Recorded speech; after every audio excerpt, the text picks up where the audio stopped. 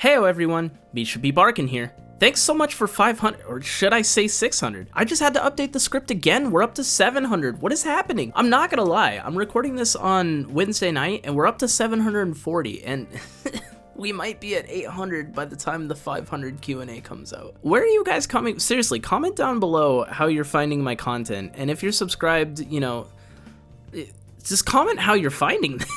The growth on the channel for the past few weeks has been astronomical, and I'm just extremely thankful and humbled that you guys are here to enjoy my content. Anyway, today's video is a bit different. I asked for questions on Twitter and YouTube for a 500 subscriber Q&A, and I ended up with enough questions to do one. So without further ado, enjoy. Beans asked, how do you come up with the ideas for videos? They're all different and interesting. I'm wondering how you make them that way. Honestly, it's usually in between other activities. I have a whole list of topics to talk about, and I add on to that as I think of them. Sometimes current events in the community spark topics though. Usually it's just generic topics that I think people would be curious about. Aaron Northstar asks, do you have any advice for new fur tubers who are just starting out? Honestly, keep a consistent upload schedule. Since I started posting nearly every Friday back in August, my views and subscriptions have seen the most growth throughout this period of time. Also, it really sucks, but you gotta sell yourself. Throw your name out there. Advertise your stuff constantly. No one's gonna magically hear about your channel. If you find one or more people who enjoy your content, then they'll spread it to their friends and so on. Also, posting on multiple platforms helps. I post on Twitter, Instagram, and sometimes Reddit. Lastly, don't get discouraged if a video underperforms. Video views are gonna be up and down. Just learn what people want to see and build off that. You win some, you lose some. Wretched Pretzel asks, when did you start playing music and what inspired you to pick the instruments you play? How do you balance being a furry YouTuber with your real life? How did you pick your fursona? Can you see your fursona species ever changing? Oh boy, this is gonna be a long one. I started way back in 5th grade with the flute, and I don't have an exact reason for wanting to play it. I just kinda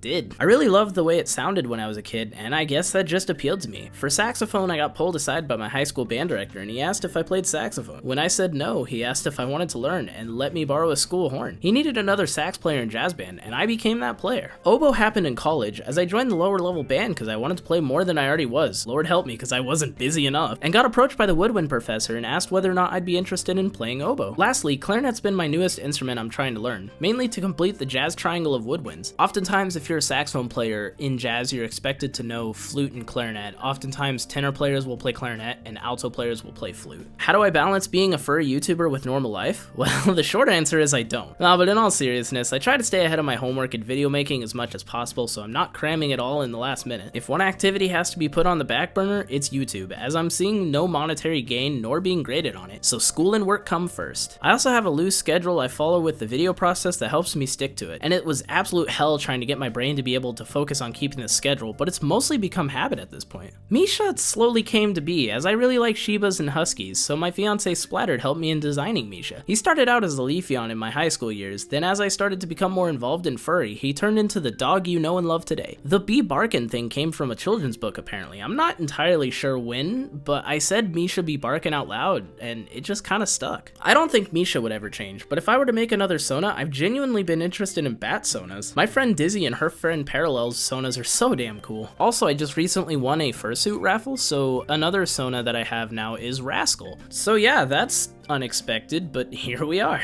Defective Dipper asks, what brought you into the furry fandom and what seemed most appealing about it in the beginning? The porn. I'm kidding. How I really found the fandom was through YouTube. I remember one of the earliest videos I watched of furries was a telephone squeak compilation, and I just thought it was the cutest thing. Misha started out as a Pokesona, as mentioned before, so the jumping ship from one to the other was almost inevitable. I was also a brony at the time, so that also helped. As for what seemed most appealing, I'm not entirely sure. It just slowly crept into my life and my interest until it became a part of my life, and well, here we are. Sploive asks, Vor? Vor is a sin. WikiWolf Studio asks, do you have any advice for video editing? How to stay patient and not get overwhelmed? I want to start making content, but I'm very nervous. My biggest advice would be, honestly, just dive in and do it. There's hundreds of tutorials all over the internet for any software that you might be considering, and the best way to learn is to do. I have absolutely zero training or professional experience in video making, but I've been making videos on iMovie and generally screwing around with it for 6 or 7 years now. In terms of patience, it can be really heartbreaking when you pour your time and effort into a video and it gets very minimal views, but remember that that for every valley there's a mountain. Part of this whole experience has been learning what people want to see and slightly adapting my own videos to cater to that audience. Now, obviously you don't ever want to step out of your comfort zones, and don't make videos that talk about things you're not passionate or really don't care about. Lastly, feeling nervous is absolutely a normal reaction. You're putting a piece of media you poured time into to make it look great, then throwing it out into cyberspace and hoping that something sticks. Well, no pressure or anything. Back to the beginning, go for it, dude. Knowing you already draw and create commissions for people to view and enjoy. Perhaps thinking of it more as, say, an art piece might help with that anxiety to a small degree. Tristicles, I don't know how to say your name, this is bad because we're friends in real life. Tristicles asks, what's a show you're really into right now? Or a piece of media that's made you really happy?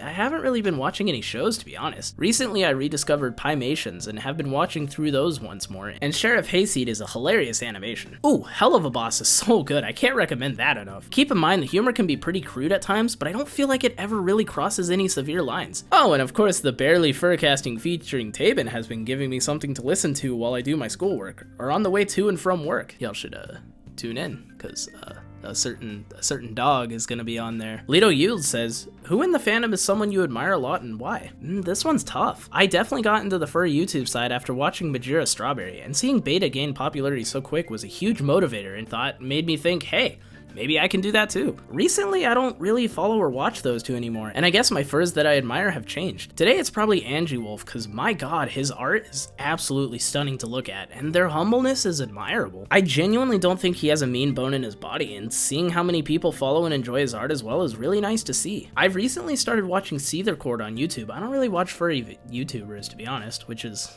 kind of blasphemous, but here we are.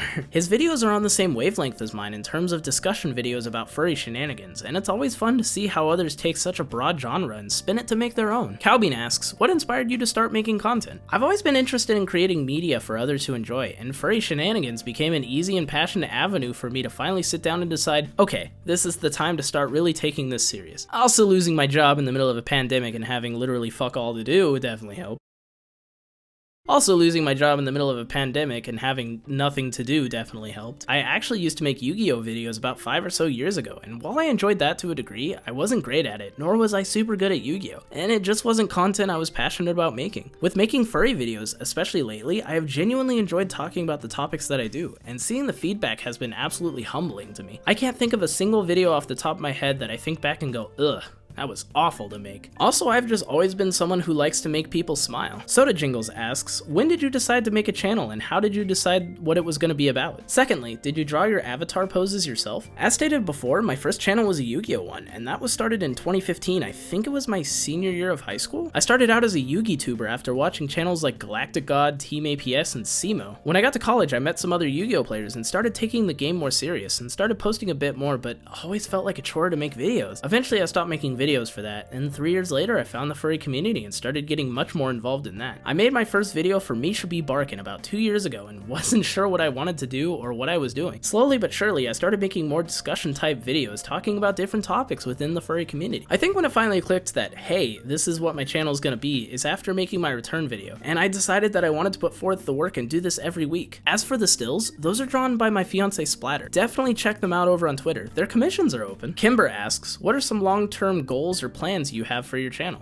Good question. I guess in the grand scheme of things, I hadn't thought about the long term, as I am mostly a here and now sort of person. I do want to keep doing YouTube for the foreseeable future. That won't change unless something were to happen. Even after I someday stop making videos though, I want people to be able to go back and watch them and laugh, and hopefully provide a positive impact on the furry community, you know? I want people to send the videos to their friends so that they can spread smiles and laughter, even after I finish up the YouTube gig. Which hopefully won't be for a while, unless it becomes overbearing or becomes something I loathe rather than enjoy. Well, here we are at the end of another video. I want to thank you all again for your support and love. Know that I see and read all of your comments you leave. Even if I don't always reply or react, I'm happy to see the engagement with the content I'm making. Here's to the future of this channel, and I hope you'll all join me for the ride. Like and subscribe if you enjoyed, and I'll see you in the next video. Bye!